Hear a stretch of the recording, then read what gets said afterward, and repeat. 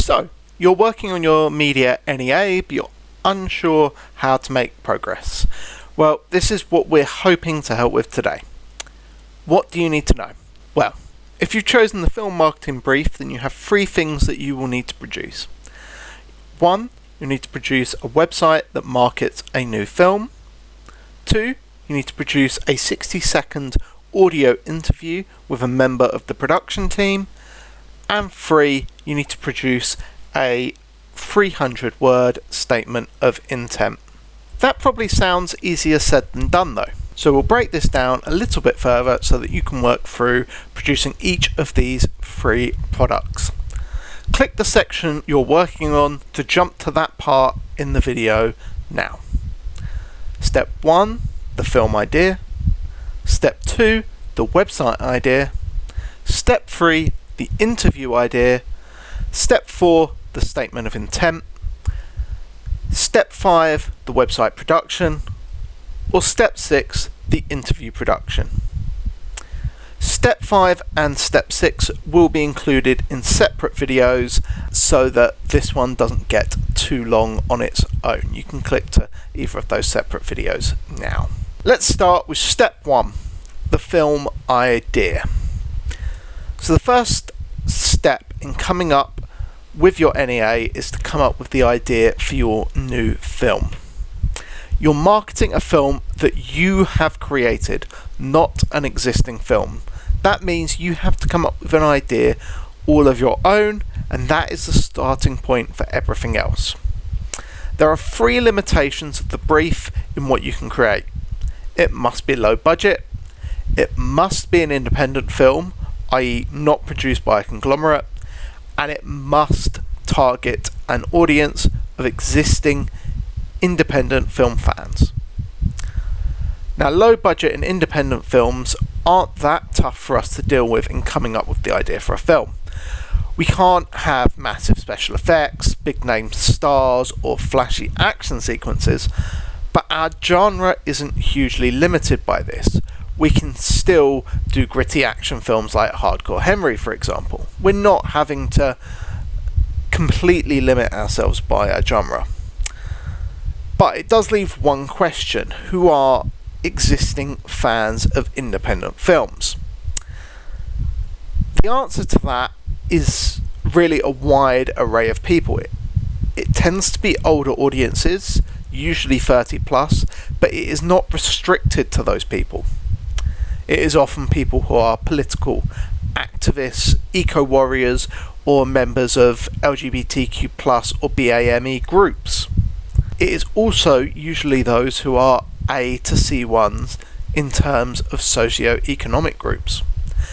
None of those are limiting factors though, but it is certainly not a mainstream audience of families or of the working class usually. So generally you're going to want to pick one of those groups that we've mentioned above as the core target audience for your film. What does this mean for our film though? Well, we should possibly consider our audiences and make films that they would enjoy. This will generally be films in genres such as drama, romance, thriller, horror, comedy. Once we know the rough genres though, we want to think about the general concepts for our film. I tend to pick a genre and some themes to help me come up with an idea.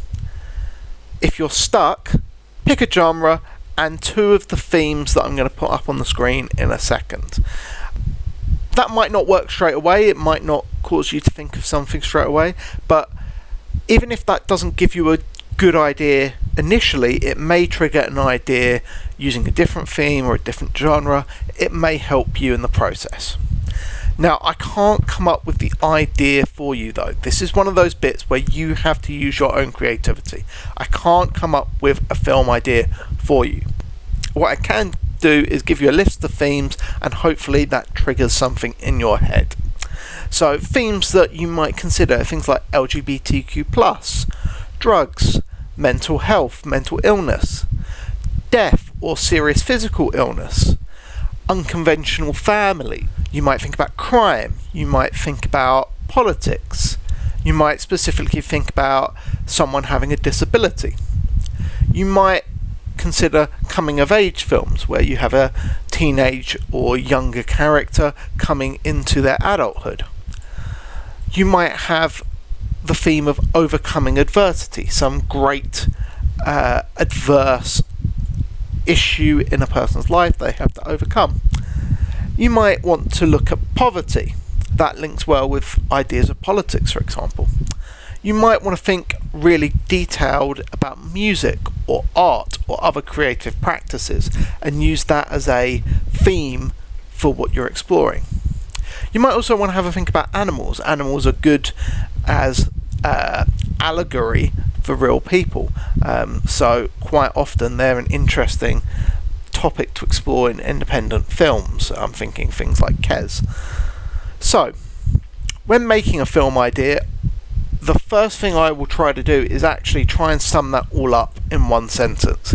It's usually going to end up pretty basic and pretty broad, but if you've got a general idea that you can sum up in one sentence, you're in a good starting place. So, what I've done is, as we work through this, I'm going to talk you through an example that I can give. So one that I've come up with as I've written this tutorial. So I want to create a film that is a drama, and it's going to have themes of coming of age and mental health. What that means is I know I probably want to have a teenager as my protagonist to fit coming of age, and that teenager should either have issues with mental health or be closely connected with someone who does. For the sake of my film, I'm going to have a protagonist who's a teenage boy, and he is going to have a single father who is dealing with severe depression.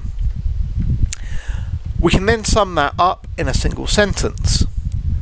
The coming of age of a young boy whose single father suffers with depression while trying to raise him. Keep it broad and simple. It should help you to then think about what should happen in your film. Once I know roughly what I want my whole film to look like, I tend to use Todorov's theory to break down my film so I can understand what will happen during it. We're not making the whole film, but if you know the general beats of your film, it helps you plan everything else. If you're unsure about Todorov, check out the video I've got linked above, as that will help you to get to grips with the basic theory. Now, before I start applying this theory, I'm just going to name my main character Jimmy. We can change that later, but it makes my life easier for describing each part. So, applying Todorov's, we'll start off with equilibrium. Jimmy and his father are getting by badly as his father struggles with depression. We're then going to have a disruption, the inciting incident of the film, and that will be Jimmy's father attempts suicide. The recognition is that Jimmy becomes a threat of being taken away from his father, and Jimmy himself is suffering emotionally and acting out within his school setting. In order to try to resolve this situation, we're going to have Jimmy befriending two other teenagers, as well as dealing with a care worker who is fighting to keep Jimmy and his father together. Jimmy's father might also be attending counselling during this period.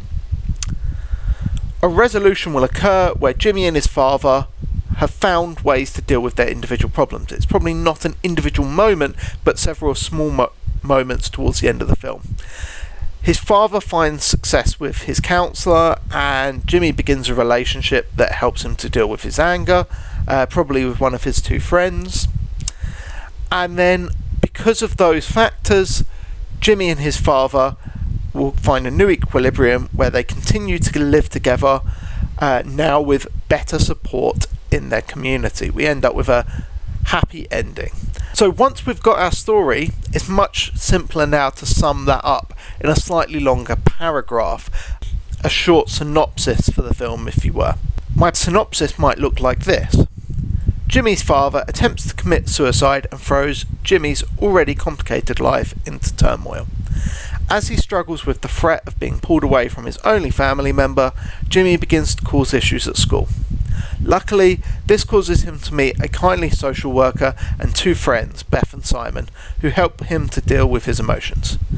Jimmy has to find a way to support his father while still being a child dealing with his own personal issues, or he could lose everyone who loves him.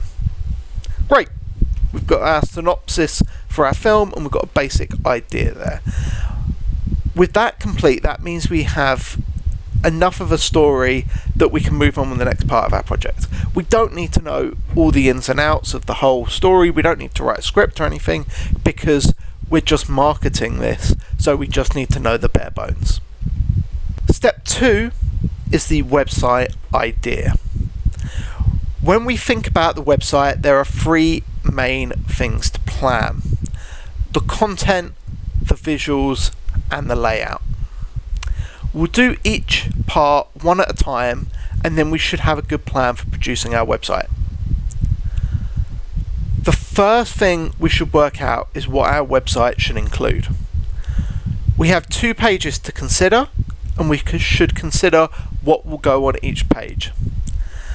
Page 1 is the home page and should focus on linking to other content, as that is the main purpose of a home page. Page 2 must include the 60-second audio interview and focus on the background of the film's production.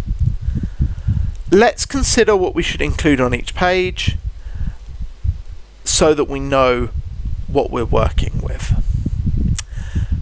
Now, I am presuming to some extent that you have already taken the time to research similar websites. I'm assuming you've done that as part of your research before you come to your planning stage. So I'm assuming you've looked at other independent websites to get some good ideas. So on a home page, we know that, well, in fact, on any web page, we know that we're likely to have the following conventions: a navigation bar, a top banner, some social media links, and some institutional information, usually in the footer. Those will likely appear on every page that we create. On the home page, though, we're likely to get the following: a trailer, posters, social media feeds, links to reviews, links to websites like IMDb and Rotten Tomatoes, links to other pages of this website itself, behind the scenes photos, competitions or promotions, events that are running in relation to the film, linked advertising, especially if the film has a social activism point of view, you might also get links to social activism, synopsis for the film, and scenes from the film. You might see video links or just still images. Now, assuming you've already researched that should, you might have even seen some other things that aren't on that list. But my advice would be to always check other similar web pages for some ideas before you commit to anything.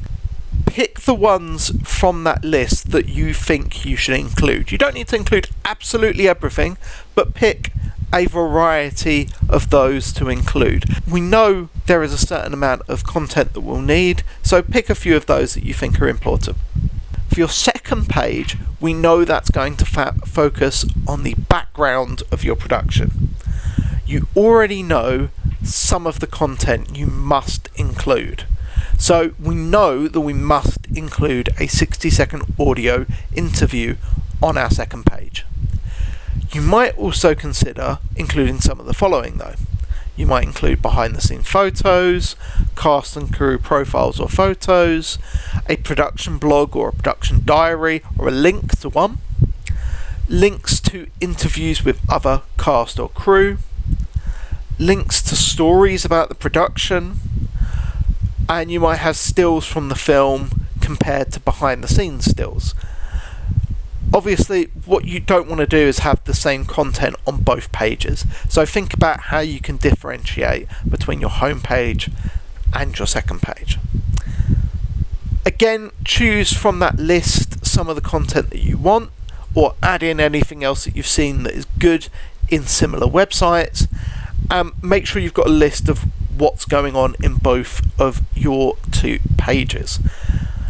Once you've got that basic list of the 2 pages, we can start thinking about what that content is going to look like. We know what we want on our pages, but how should that look?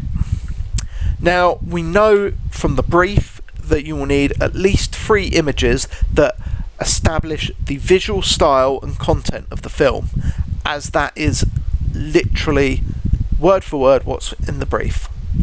That means whatever content you have, you're going to need at least 3 original images that you've gone out and taken that tell the audience a little bit about the film. So you need to consider what images would sum up the themes, characters and ideas of your film.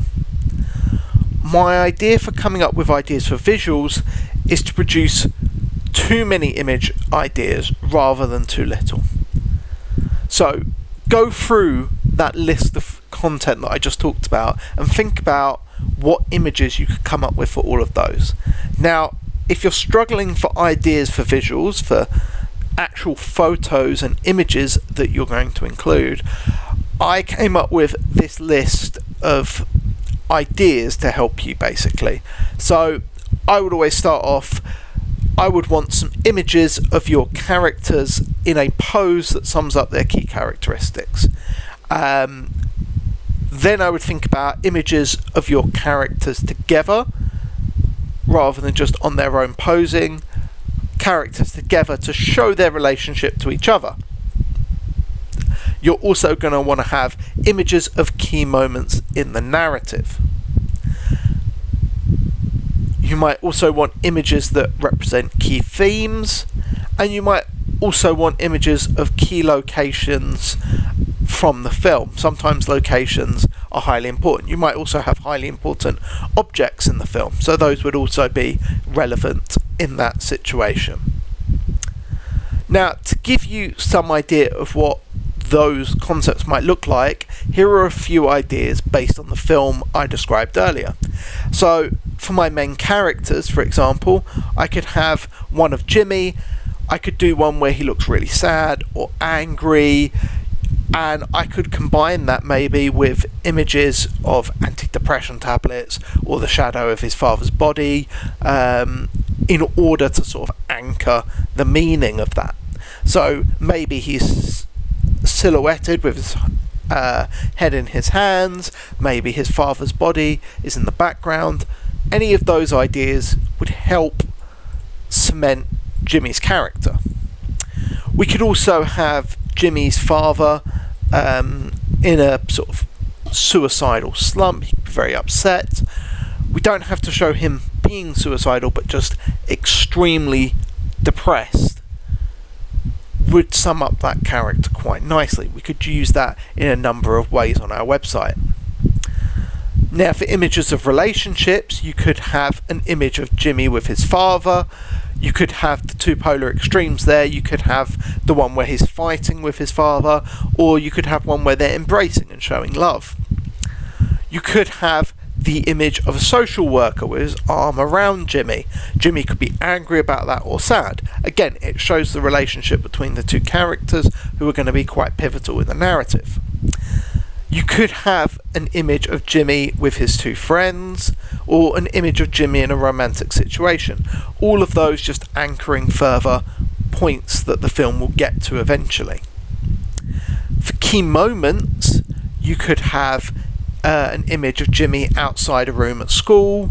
You could have an image of Jimmy punching a wall, Jimmy visiting his father in hospital, or Jimmy fighting the social worker. All of those would be good key moments for Jimmy. Of course, there'd be key moments for other characters like his father as well, but those are just a couple of examples.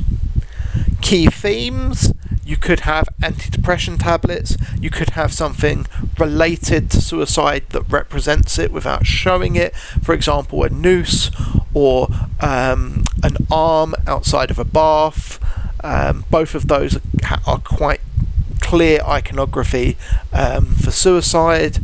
You could have an image of a custody notice, or you could have an image of a family photo that's been ripped up to deal with the themes of family and destruction of family, especially, and death within the family as well. For images of key locations, you're going to have things like the hospital wing with his father's room, the school, Jimmy's home, Jimmy's bedroom, the care worker's office. All of those would be key locations from the film that could help set up themes. You're probably not going to use those on the poster, but they might be useful for behind the scenes or as establishing some concept about the film that we want to then explore on one of our pages. These are all there to give you an idea of what you could do for images, but the film itself, these all give an idea of what you could do for images about the film itself, but you could also think about other photos to help your website, like scenes of the film set and the crew on that set, so behind the scenes pictures of your crew, photos from a premiere or after party, photos from a film convention with fans meeting the actors, or from a film festival with the actors or crew like performing on a panel.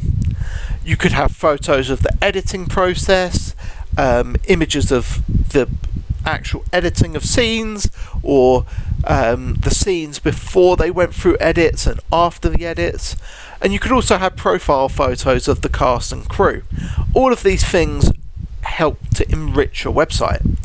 Now, you might notice from all of that, there are so many different ideas for what you can include. We know you need at least 3. If you can go through and just plan out a bunch of different ideas and take a bunch of those different pictures, probably all at the same time, you'll have a lot of different options with what to include on your website. Now, with the visuals and content decided, you just need to decide the layout of the website. Now, I would do this by creating a flat plan.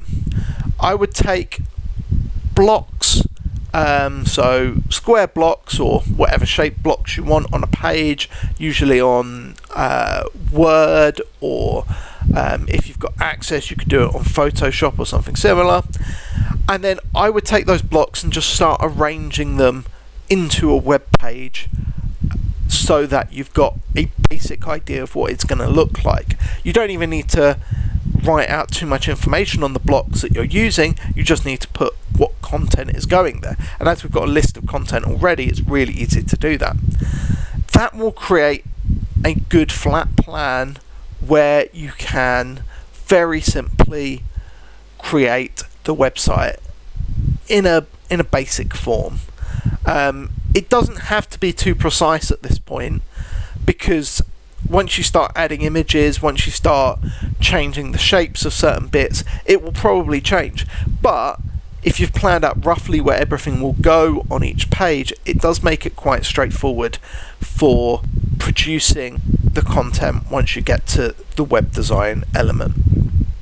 Once you've done that, you're done with the planning for the website. We do have to think a little bit later about where to take our photos, but that isn't something to worry about yet. Step 3 is the interview idea.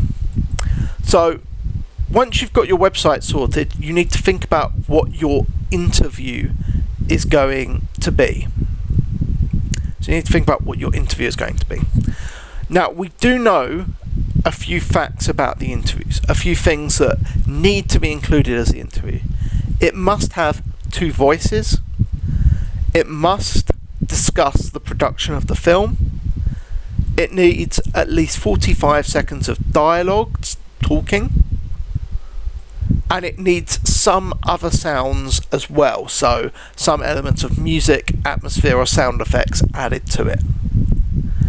Now, deciding what each of those parts is going to be is up to you.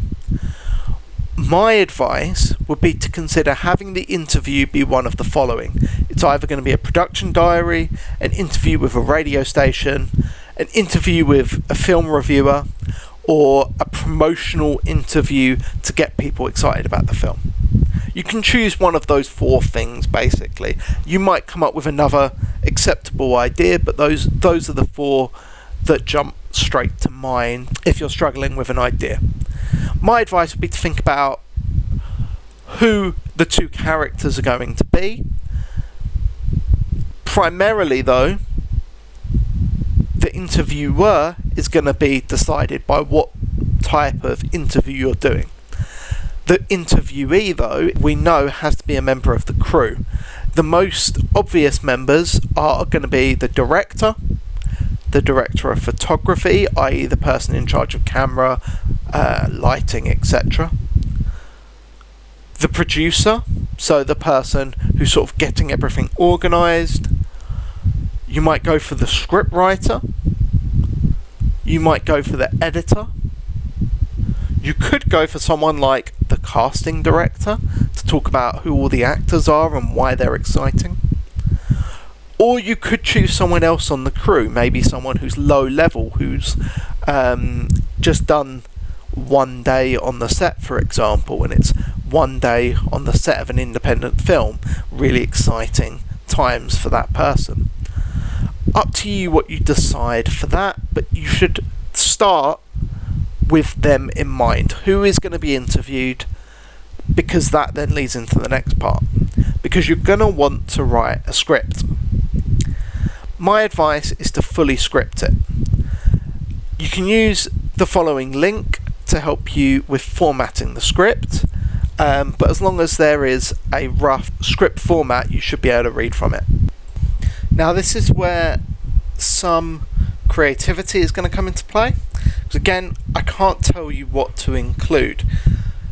You may choose to have your interview function as a question and answer interview, or more of a general conversation, or even a diary.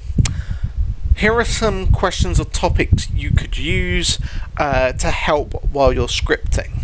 Things like, what was the best part of the film to make? What issues were there in making the film? Why did you choose to make the film? What was your role on the film? What's your favourite part of the film to watch back? What stories do you have from the production? What do you hope to happen with the film? Where do you expect it to end up? What do you expect audiences to think of the film? What do you want or plan to happen next for you? Where will you be in a year's time? What do you hope people to learn from the film, especially if the film's got a meaning? How long did it take to produce the film? How did you manage to film the most complicated scenes? Were there any interesting solutions that you came up with? Why did you want to work on the film? Why did you choose this film over something else to work on? Now, while writing the script, make sure to consider what other sound effects or what other sounds you'll use and include in those script. That could include things like a jingle at the start or end, sound effects, especially if you're having sort of stories that are being told that you might want to have a little bit of sound effect to enhance. You might have clips of audio from the film itself, so you might have additional voices and maybe music or sound effects from the film. You might have background music. You might have canned laughter, so people laughing at something that goes on in the interview. Up to you entirely. You might even have some clapping. Once you've got a finalised script, you'll be ready to record. Nice and easy. Not too much planning for that bit. Step 4 then is writing your statement of intent. Having now planned both the website and the interview, you actually should now having now planned both the website and the interview, you actually should know exactly what you're making. That means you're ready to write your statement of intent. As it stands, the exam board want you to write about your intention for what you're making, not what you actually make. Thus, you should write this before you produce the product. You may change some parts of it during production, and then you might want to correct your statement of intent to match those changes, but my advice would be to always write it at this point and change it later, rather than having to retroactively write your statement of intent for something that you didn't actually plan. Rather than trying to go through all of the points on how to write a statement of intent, please find some guidance and examples in the description below in the NEA booklet. Instead, I'm just going to explain how I would approach writing it and the purpose of some of the advice I've given in that NEA booklet. Personally, I advise breaking the statement down into 4 paragraphs for this kind of product. These paragraphs are an intro, a website language section, an interview language section, and a representation section. This should give you a quick breakdown that lets you make your explanation a bit more straightforward. You can sort of go in and focus on each topic and then move on.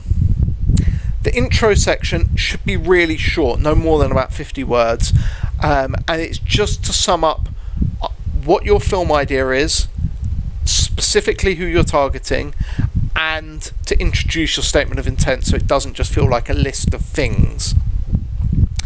Dropping in what you are making, a website and audio interview, just solidifies you know what the expectations for the product are.